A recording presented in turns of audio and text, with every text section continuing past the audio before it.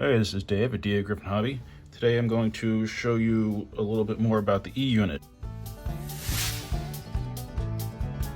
I found that the wires are very stiff, and this wire actually just snapped off. They're very brittle. When the wires are this stiff, they end up snapping off. I'm going to show you how to repair those wires so you don't need to replace your E-Unit. Circ clip pliers or snap ring pliers work very well. Put them in there by the post and pop it apart. I kind of snapped the part harder than I thought. I don't need to take the plunger out, so try to feed that out without damaging anything. Okay, so we're going to replace 2 wires on that one and 1 wire on this. This wire is usually not as brittle as the others, so I'm going to leave this one alone. This is the one that attaches to the back of the power.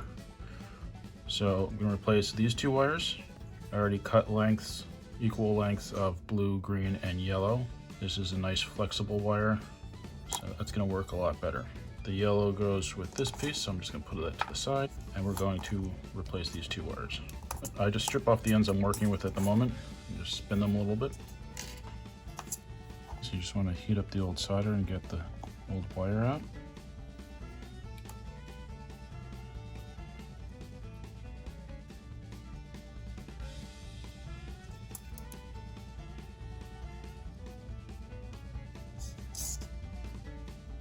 So on this one, it left a hole when I pulled the wire out, and this one on the right did not.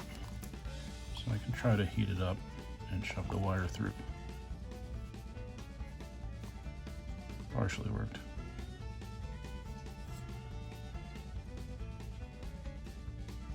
There we go. You fold the wires down.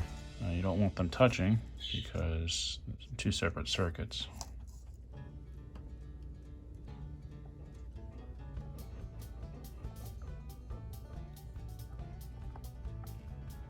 Okay, so we got that blue wire attached.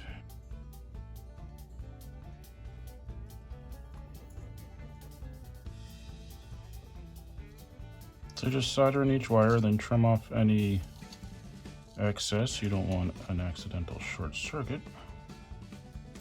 So we just replaced those 2 wires for those fingers on the E-Unit, and then we'll place the 1 wire on here. You can't get directly to that wire because of this plate. You see there are 2 tabs. Grab a pair of needle nose or something and bend them up. Try to bend them straight without breaking.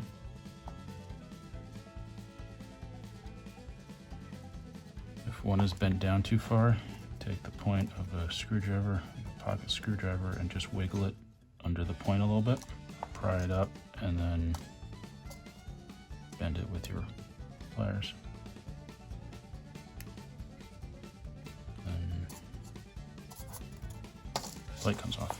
So you might be able to see there seems to be some corrosion around this wire. In any place you find that little greenish or blackish corrosion, it's impacting the effectiveness. It's slowing the electricity. It's causing slower running, poor performance. You can see right there, hopefully it's in focus. That's no good.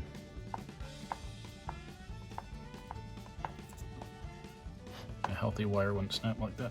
Not that you should twist them, but we have to pop that wire out and solder in a new one.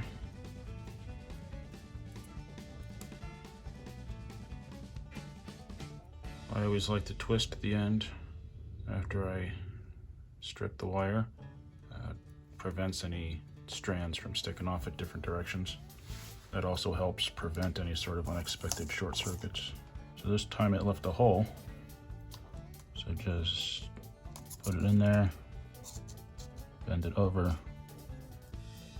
and we'll solder that up real quick. Now that I have the wires soldered, I'm just going to take a quick minute to clean up the fingers. What dirt does, other than slow down the flow of electricity, it also creates heat.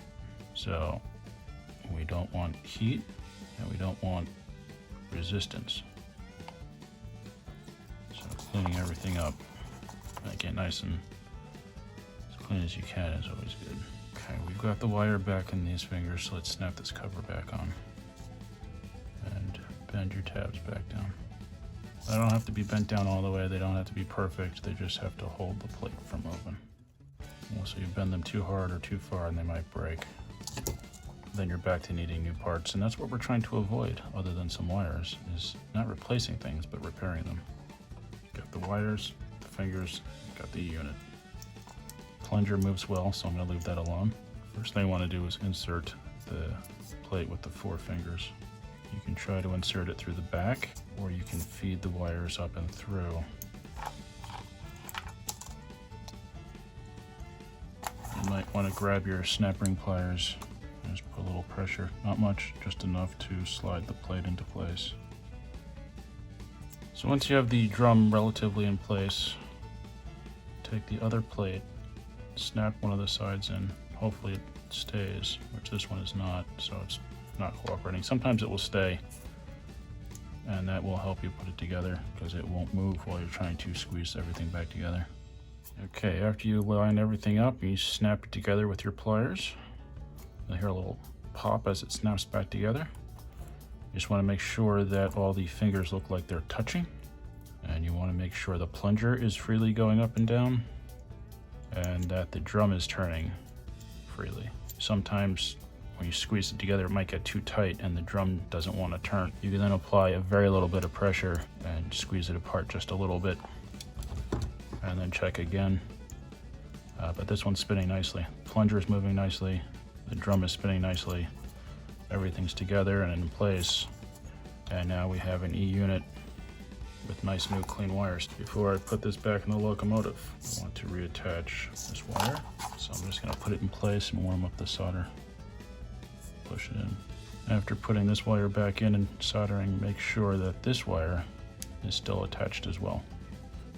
Generally, both these wires are soldered to this point. At this point's for power coming up from the rails and power out to the lights or the horn relay. Now that's been rewired, it's ready to go back in our locomotive.